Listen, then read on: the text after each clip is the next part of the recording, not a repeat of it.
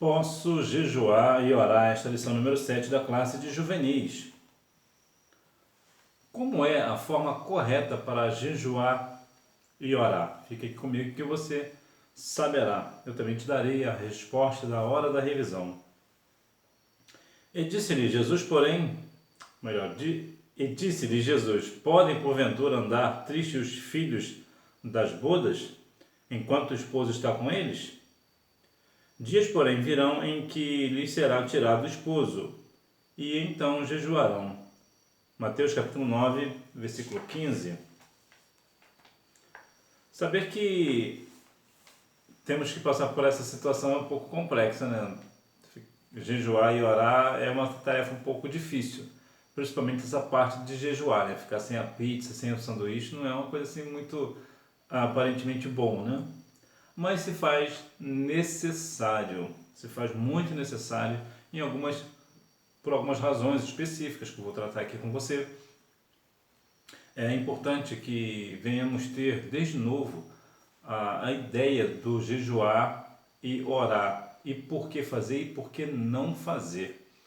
E o jejum, que é a questão de ficar sem comer e sem beber, também é importante que tenha em mente o seguinte: se uma pessoa está numa situação, uma prescrição médica que não pode ficar sem comer ou sem beber água, então essa pessoa não pode jejuar porque ela está com prescrição médica, e a prescrição médica nesse caso é importante. Agora, há casos também que pode se valer não a palavra do médico, mas a palavra de Cristo. Se por alguma razão a pessoa sentiu que o Senhor falou com ela para que ela venha jejuar, mesmo com prescrição médica para não fazer, aí ela faça isso, porque certamente o Senhor dará a vitória. Mas isso a pessoa também tem que ter muito discernimento se realmente é da parte do Senhor, né?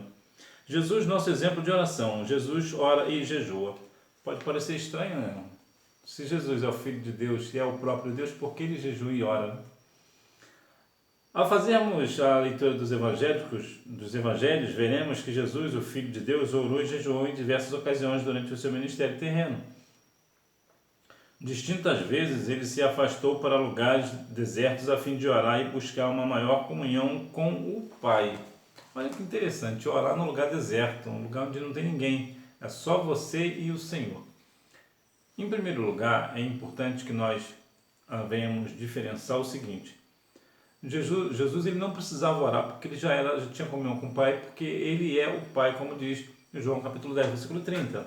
No entanto, Jesus também veio cumprir toda a lei e também veio nos dar exemplo. Como é que Jesus ia falar de oração e de jejum se ele não fazia? Como é que ele ia dar esse exemplo? Atos dos Apóstolos, capítulo 1, versículo 1, nos dá um norte acerca disso, que Jesus fazia ensinando, ou ensinava fazendo. Então, em outras palavras, como é que você pode requerer algo de alguém se você não faz, não instrui essa pessoa? Se você não faz uma coisa, como é que você pode cobrar de alguém? Não dá. Então, por isso Jesus jejuava e orava, justamente para nos dar o exemplo, porque ele, sendo Filho de Deus, ele jejuava e orava, imagine nós, né? Em diversas ocasiões Jesus orou para que tenha ali uma direção da parte de Deus, lembrando que quando Jesus estava na terra, ele também era 100% homem. Então ele, como homem, ele dependia de Deus, ele dependia de jejuar e orar justamente para estar na mesma situação que a nossa. Nós somos seres humanos, né? Raça humana, então nós dependemos do Senhor. E assim como nós dependemos do Senhor, Jesus também dependia do Pai. Então vemos que por esta razão Jesus orava e jejuava. Jesus ensina aos discípulos a orar. Então Jesus lhes anunciou uma oração breve, diferente das que faziam os fariseus, porém belíssima e rica de instruções. O mestre ensina a tão conhecida oração do Pai Nosso, ou oração dominical. Muitos acreditam que essa oração deve ser decorada, repetida de forma mecânica e vazia por todos os seguidores de Cristo. Ou melhor, muitos acreditam que essa oração deve ser decorada, repetida de forma mecânica e vazia por todos os seguidores de Cristo. Não. Essa oração que Jesus ensinou te dá um exemplo como uma equação. Equação não é uma coisa também, não é um assunto muito bom, né? Uma equação matemática, para que ela serve? Ela serve para te dar uma estrutura de como você vai resolver um problema usando aquela equação. A oração dominical, a oração do Pai Nosso, ela é a mesma coisa, ela é uma fórmula. Ela é uma fórmula. Eu vou te dar aqui um exemplo, que está lá em Mateus capítulo 6, que é a oração do Pai Nosso.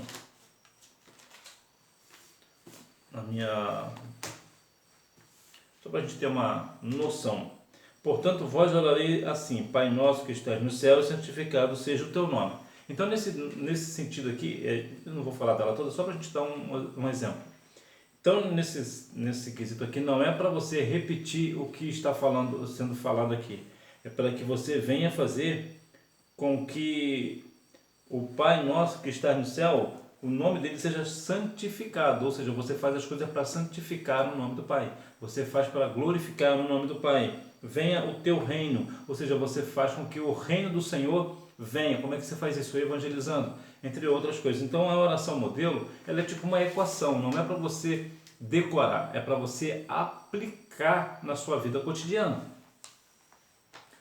Então, vemos que essa questão de ser uma oração mecânica, vazia, não é assim. Não foi isso que a ideia que Cristo deu.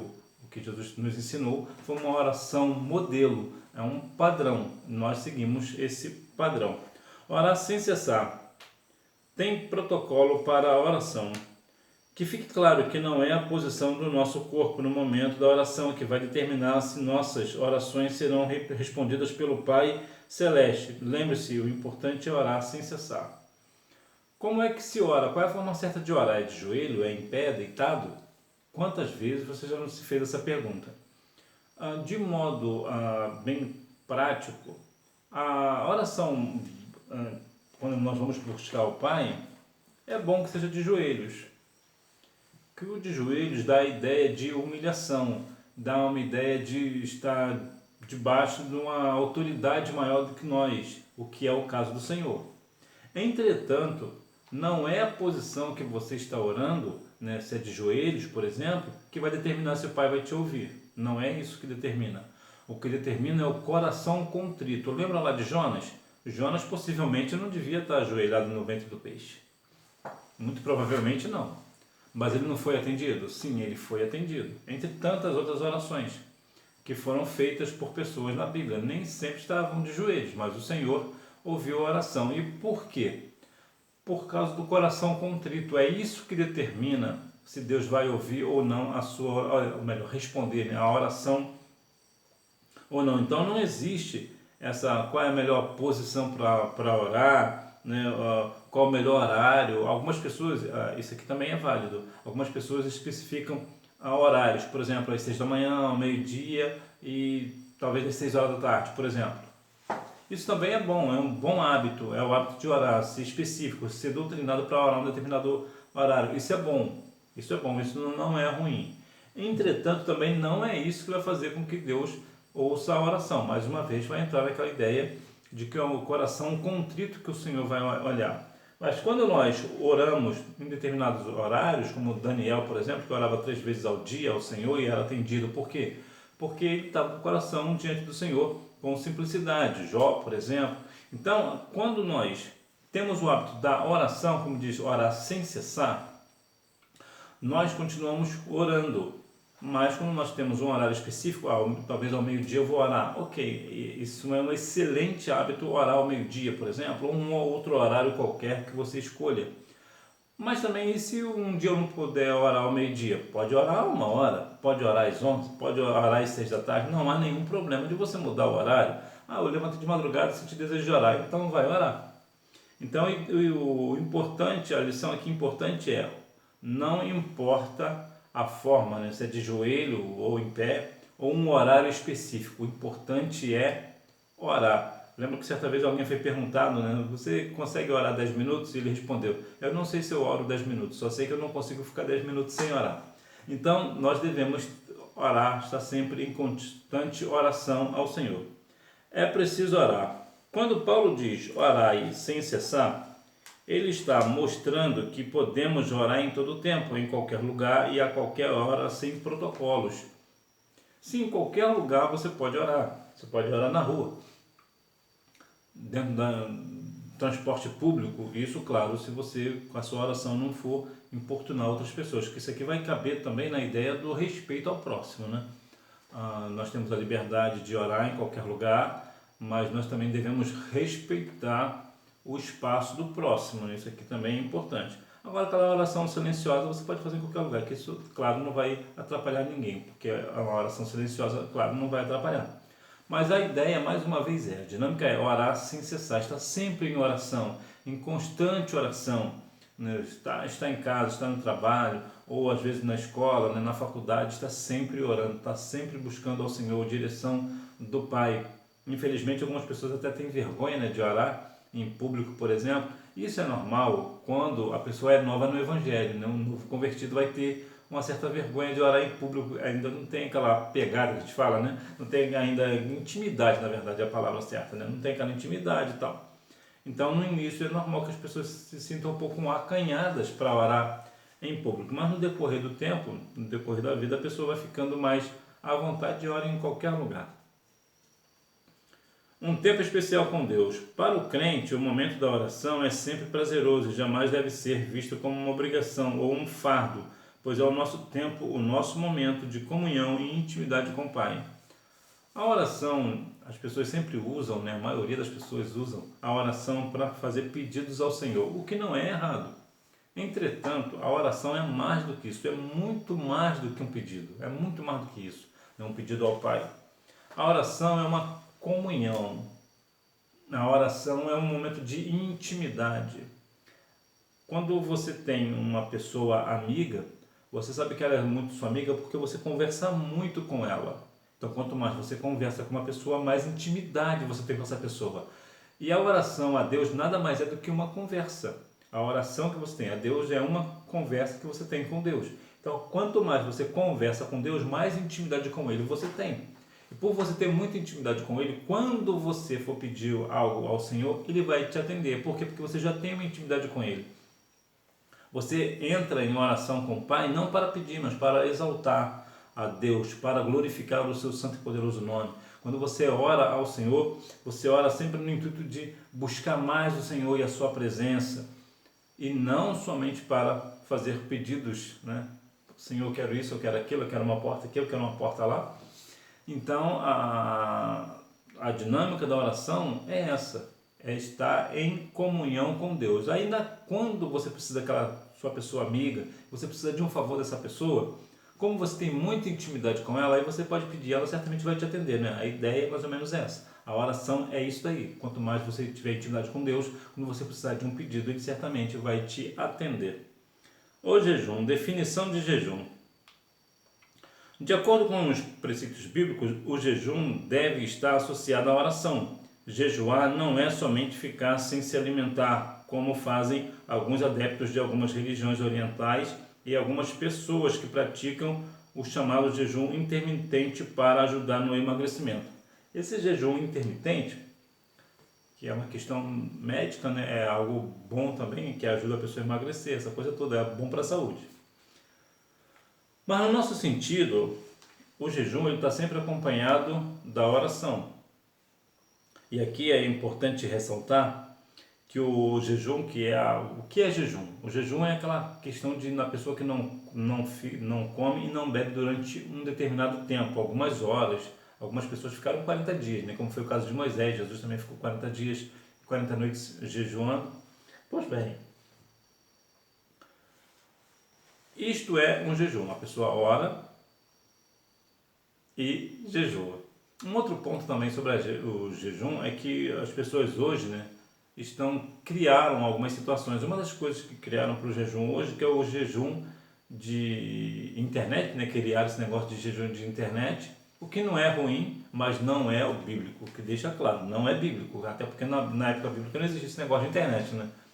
Mas, e tem também a questão do jejum de guloseimas, ou seja, eu posso comer de tudo menos doce. Bom, aí você terá uma situação de que isso não é um jejum. Um jejum, ele é completo, ele precisa ser completo, sem comer nada e sem beber nada. Agora o jejum ele vai muito mais do que isso, né? Posso jejuar e orar, mas qual é o jejum perfeito? Qual é o jejum que agrada a Deus? É um jejum que está lavrado no livro de Isaías, no capítulo 58. Eu vou te resumir o capítulo. O jejum de Isaías 58 nos diz o seguinte, que nós devemos fazer jejum e oração a Deus, mas que ao mesmo tempo nós devemos estar ajudando o próximo, estendendo a mão ao próximo, né? Quando uma pessoa, por exemplo, está nua, a gente vai lá e cobre a pessoa, né? Nós dá aquilo que a pessoa está necessitada, o pão de cada dia, né? Nós ajudamos essa pessoa, nós estendemos a mão, nós usamos de misericórdia para com o próximo. Um outro ponto também de Isaías 58, como a pessoa está em jejum, essa pessoa também não vai trabalhar, essa pessoa não pode trabalhar se ela estiver de jejum. Por quê? Porque ele é um jejum completo. Então a pessoa ajuda o próximo, ela não pode trabalhar. Uma outra questão que eu sei que você não vai gostar muito de saber, mas é bom que você saiba, né? A pessoa quando está em jejum também não pode namorar. Isso mesmo, não pode dar beijinho em boquinha, não pode, né? Porque o jejum é completo. Nós também não devemos falar mal do próximo, nós nunca devemos falar mal de ninguém, mas quando nós estamos em jejum é mais um motivo, a gente também não pode falar mal do próximo, né, do pastor, ou seja lá de quem for, né, do líder do departamento, do círculo de oração, ninguém, você não deve falar. Então isso aqui é o resumo de Isaías 58, mas se você quiser achar por bem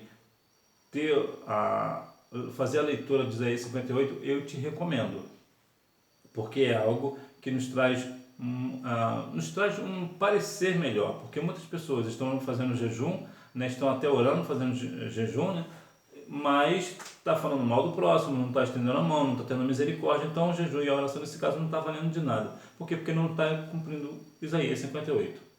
O jejum no Antigo Testamento. Lendo o Antigo Testamento, encontramos vários momentos específicos em que pessoas e até moradores de cidades inteiras jejuaram. Aprendemos que a prática do jejum estava sempre associada à oração, à humilhação e ao quebrantamento diante do Senhor. Quando a pessoa faz um jejum, ele está demonstrando toda a sua dependência a Deus. Eu vou me alimentar da palavra. Lembra que Jesus falou? Que nem só de pão viverá o homem, mas de toda a palavra que sai da boca de Deus. Então, quando a pessoa ir lá, ele estava em jejum, inclusive. Então, quando nós estamos em jejum, nós devemos nos alimentar do quê? Da palavra. Nós devemos nos alimentar somente da palavra do Senhor. Nós oramos, jejuamos e meditamos na palavra. Vou te dar aqui 2 exemplos de pessoas que jejuaram no Antigo Testamento, né? Que foi Jonas, né? Que toda a cidade ali jejuou, e também o povo lá de Ester, né? No livro de Ester, também vai apregoar um jejum ali também, entre tantos outros que existem. Mas vou me ater a esses 2. Então veja que aqui no caso Ester, né? Que foi uma mulher que foi ali usada por Deus para livrar o povo, né? Então ela apregou ali um jejum. Jonas também, lá na cidade de Nínive. Então são 2 exemplos só para você ter uma ideia de que o jejum já existe desde sempre, né? Sempre existiu a ideia do jejum. E hoje é um ato que as pessoas não procuram mais a ideia do jejum, porque devido às coisas da vida, os afazeres, e se bem que afazeres também sempre teve, né? Mas na verdade hoje o povo está mais distante do Senhor. Então, quando a pessoa está realmente com o coração quebrantado diante do Senhor, o que vai fazer? Vai fazer jejum e oração. Existem algumas pessoas, as pessoas mais antigas, costumam, por exemplo, no dia da ceia do Senhor, essa pessoa não toma café de manhã, essa pessoa fica em jejum e participa da ceia em jejum, que é uma forma também dessa pessoa estar se alimentando espiritualmente. Isso também é válido, mas também hoje em dia é muito difícil de se ver situações assim, né? Geralmente quando as pessoas vão para a escola bíblica dominical, que geralmente quando é ministrada a ceia, as pessoas já vão, né, tomam seu café pela manhã e vão participar da escola dominical e depois da ceia do Senhor. Mas as pessoas mais antigas, existem algumas, né, que ainda fazem isso, né, que só participam da ceia em jejum. Para concluir, o Filho de Deus deu a sua vida em nosso favor. Não existe nada que possamos fazer que seja suficiente para pagá-lo. Contudo, podemos buscar uma vida de maior comunhão e intimidade com Deus através da oração e do jejum. E mais uma vez, né, jejum é realmente difícil de fazer, ainda mais para pessoas que trabalham. Mais uma vez eu vou lembrar, né, se a pessoa está em jejum, não pode trabalhar, é um dia que tem que ser separado só para o Senhor. Mas as pessoas hoje têm muitos afazeres, têm muita coisa, e nós estamos, de modo geral, não vou generalizando aqui, né, mas as pessoas estão um pouco distantes do Senhor. As pessoas estão distantes, então para que vai jejuar? Para que vai orar? Sabendo, por exemplo, que o culto de oração, por exemplo, é o culto mais vazio da igreja, né? Junto com a escola dominical, né? Que as pessoas também estão se apartando devagar, estão saindo da escola. Então, se nós não estamos querendo saber da palavra, né? Nos ensinamentos, né? Das orações, imagina o jejum. O jejum é que não vai acontecer mesmo, infelizmente, mas nós devemos viver uma vida de oração e jejum para que assim nós venhamos glorificar o Senhor, porque quando você faz jejum e está com a sua vida em oração, você está dependendo unicamente do Senhor, é o Senhor que está sustentando, ou seja, você está matando a sua carne, você está não alimentando a sua carne, você está alimentando o seu espírito, a sua alma com a parte espiritual, com a parte que vem de Deus. Então, quando você faz isso, certamente a sua vida espiritual é renovada. Hora da revisão. Número 1, Jesus Cristo. Número 2, oração do Pai Nosso. Número 3, não. Jesus não estabeleceu protocolos para a oração. Número 4, é abstinência total ou parcial de alimentos durante um determinado período. Número 5, o propósito é reservar um tempo maior para a oração e comunhão com o Senhor. E qual é a forma correta de orar, né, de jejuar? É estarmos arrependidos e quebrantados de coração, né? É uma forma correta para que nós venhamos buscar o Senhor em oração, é com o coração contrito, né, com o nosso espírito quebrantado, né, arrependido, voltado para o Senhor. Esta é a forma correta de estar orando, não independente se é de joelhos, se é em pé, independente, né, nós devemos estar sempre em oração ao Senhor. E o jejum, a forma correta de jejuar, como eu já falei lá no início, é Isaías 58. É uma forma, é um texto que eu particularmente eu nunca ouvi ninguém falar na igreja, mas eu acho ele crucial para o jejum. Eu acho ele um ponto muito forte, porque ele nos dá uma orientação muito além do que é somente ficar sem comer e sem beber. Isaías 58 vai nos dar um norte muito maior do que realmente aquilo que nós não devemos fazer quando nós estamos em jejum. Que Deus em Cristo continue abençoando a sua vida e que você tenha uma boa aula neste dia de Escola Bíblica Dominical, até porque quem faz a escola é o aluno. Tchau!